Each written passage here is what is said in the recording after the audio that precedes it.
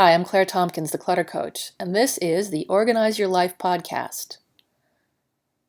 I am passionate about organizing because it makes my clients' lives so much easier, more relaxed, and with more time to spend the way they want to. That's what organizing is all about, not about being neat or having the right containers. It's about getting more time for what matters to you. My specialty is chunking down this big topic so it's not overwhelming. That's the concept behind my book, 5 Minutes to a Relaxing Bedroom.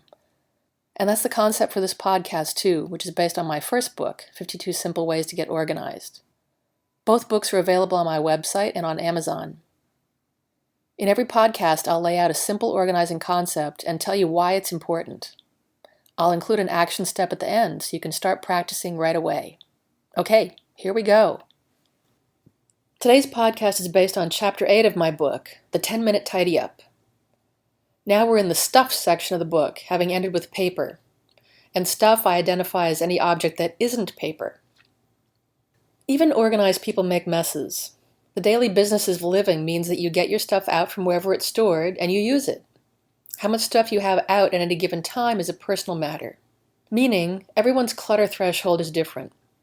If you live with others who have different thresholds, well, that's a whole nother podcast episode. This tidy up, the 10-minute one, is a way to keep a handle on things. Especially if you're someone who has a lot of hobbies and projects going at once, having everything out all the time can make it harder to do other important things, like make dinner or have friends over. This is not a full house cleaning. It doesn't mean every little thing needs to be back where it belongs. What it does mean is that your commonly used surfaces and areas such as the kitchen counter, kitchen table, dining table, coffee table, and foyer table remain usable for their main activities. You won't want to use your dining table for family dinners if it's piled with unsorted laundry and mail, for example. This is important because many people keep shifting these unfinished activities around the house, onto the couch for dinner time, then back to the table for TV watching time. The concept here is asking yourself, what can I finish, rather than what can I start in a given amount of time? I'll address that one in a future podcast. But look around and see if a lot of your clutter results from tasks that got interrupted or unfinished for some reason. If so, this is a great tip for you. Okay, back to the tidy up. I find people resist this for a few reasons. The main reason is that they say, hey, it's just 10 minutes, I can do that anytime. Sort of like stretching, right? Or exercising at all. The problem with tasks you can do anytime is that they get endlessly put off, and that free 10 minutes in your day never comes around. That means you have to make it a habit, like brushing your teeth. You'll hear me talk a lot about the value of habits in these podcasts. Habits have a way of streamlining your tasks so they don't bug you as much, for one thing.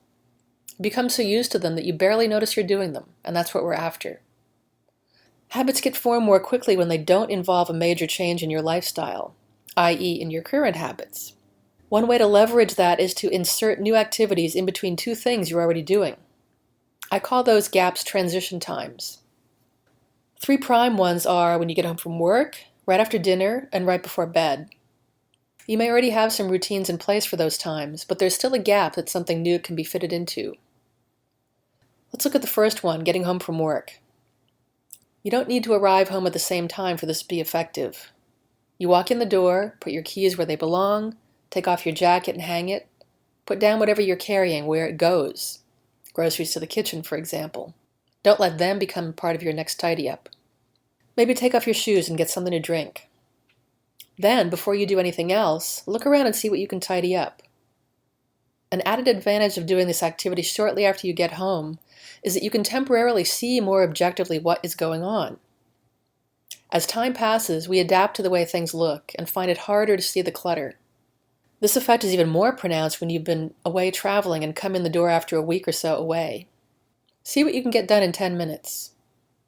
Note that this time isn't for doing the actual organizing. It's just for putting things back where you know they belong. Don't use this technique on areas that you haven't organized yet, or you could make the problem worse by stashing things away just to get them out of sight and then forgetting where they are. Stick to types of items you already know where to put away. Some examples are putting dirty dishes in the dishwasher, hanging up yesterday's clothes in the closet, tossing laundry into the hamper, putting magazines and newspapers back where you'll normally read them, such as a basket in the living room. Your action step for today is to choose 3 spots that you'll commit to keeping tidy every day. You can get extra credit by tidying them up right now. But again, I want to caution you to choose areas you already know how to tidy up. You just haven't been doing it. So make your choices carefully. Hey, thanks for listening. I'm Claire Tompkins, the Clutter Coach. If you like the show, I'd love it if you'd leave a rating and a review in iTunes. You can subscribe, too, so the podcast will be ready and waiting for you to listen to it. Read my blog at www.cluttercoach.net. The blog is also where you'll find the show notes. And check out my store to find books I've written and books and products that I recommend, and some freebies too. Come back for more next week.